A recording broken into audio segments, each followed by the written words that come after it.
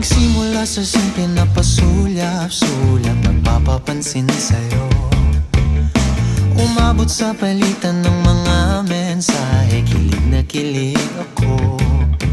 Kumusta, kain na, hello, magandang umaga.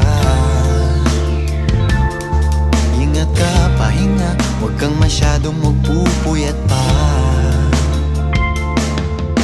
Naramdaman ng puso na dahan-dahan akong nahuhulog sa'yo. Sa kada araw natin na pag-uusap, meron nang